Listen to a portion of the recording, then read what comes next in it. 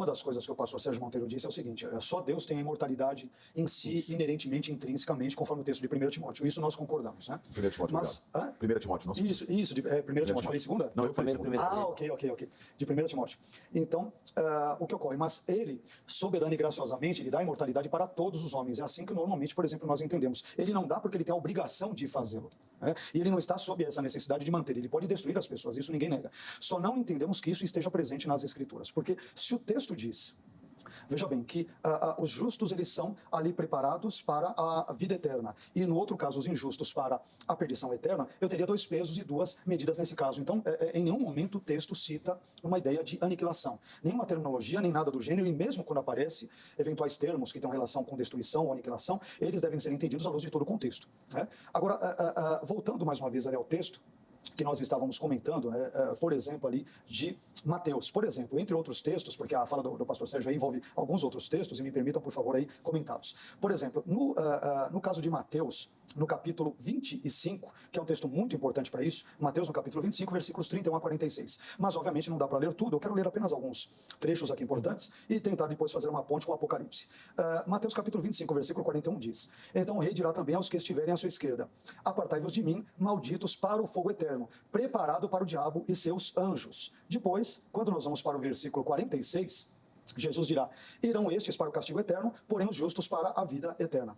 É interessante que o próprio Agostinho de Hipona, no contexto entre o 4º e 5º séculos da nossa era, ele vai trazer um comentário muito pertinente sobre Mateus 25, 46. Ele vai dizer o seguinte: não é loucura presumir que o castigo eterno significa um fogo que dura um longo tempo, enquanto se acredita que a vida eterna é uma vida sem fim?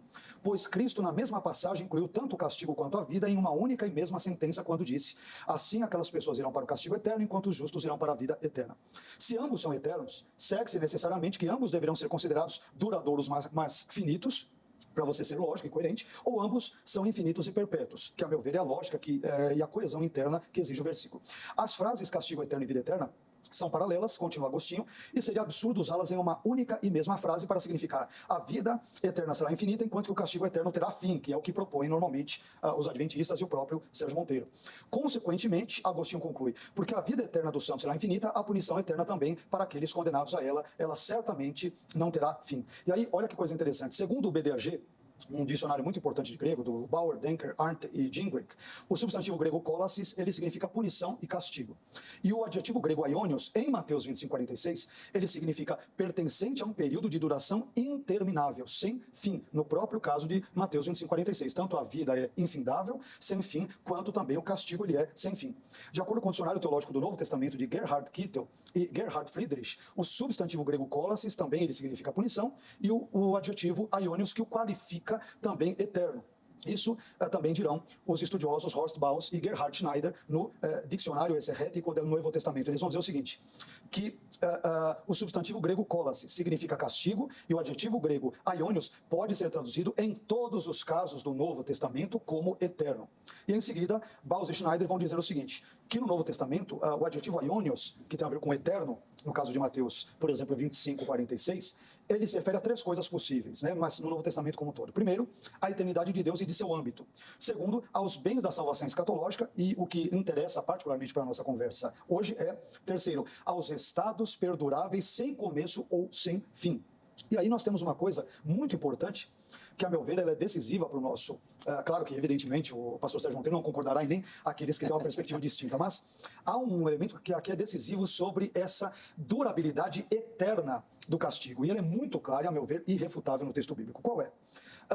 Eu quero chamar a atenção aqui para a fala de Jesus em Mateus 25, 41, onde ele diz o seguinte: então o rei dirá, Jesus dirá, também aos que estiverem à sua esquerda, o que ele dirá? Apartai-vos de mim, malditos, para o fogo eterno, preparado para o diabo e seus anjos. Ora, quando nós vamos para Apocalipse 20, no capítulo 20, versículo 10, nós vemos o seguinte: o diabo, o sedutor deles, foi lançado para dentro do lago de fogo e enxofre, onde já se encontram não só a besta, como também o falso profeta, e serão atormentados de dia e de noite pelos séculos dos séculos. Isso não aponta para uma durabilidade e depois para uma aniquilação. O texto é muito claro, de dia e de noite, pelos séculos dos séculos. Ora, se os ímpios sofrerão o mesmo castigo que o diabo, que a besta, o falso profeta, e o texto bíblico é muito claro nisso, em Mateus no capítulo 25. Então, se os ímpios sofrerão o mesmo castigo que o diabo, que por sua vez experimentará o tormento consciente eterno, conforme o texto de Apocalipse no capítulo 20, então os ímpios também sofrerão o tormento consciente eterno. E aqui não importa se o destino ele é chamado ou não de imortalidade. Não importa se o termo imortalidade aparece no texto, né? O importante é que a Bíblia afirma a respeito dos não salvos que eles sofrerão para sempre no inferno juntamente com o diabo. Então, esses textos de Mateus capítulo 25, texto de Apocalipse 20, ora, se a danação, a condenação e o sofrimento do diabo, do falso profeta e da besta são eternos, e se os ímpios, conforme Mateus 25, versículos 36 e 41, vão para o mesmo lugar ou condição, logo, não faz o menor sentido dizer que isto durará apenas um tempo, e depois terá a sua extinção. Então, Apocalipse 20, juntamente com Mateus 25, 36 e 41, fecham, a meu ver, de forma muito clara a questão. Então, para dizer que isso não é eterno, eu vou ter que desconstruir. Olha, de dia e de noite não é de dia e de noite, pelos séculos dos séculos não é pelos séculos dos séculos, isso vai durar apenas um tempo, e depois haverá uma aniquilação. Eu terei que desconstruir o texto em nome, de repente, de uma conveniência exegética, teológica, ideológica ou filosófica possível. E o texto, em português ou grego, ele é absolutamente claro nesse aspecto. A produção pode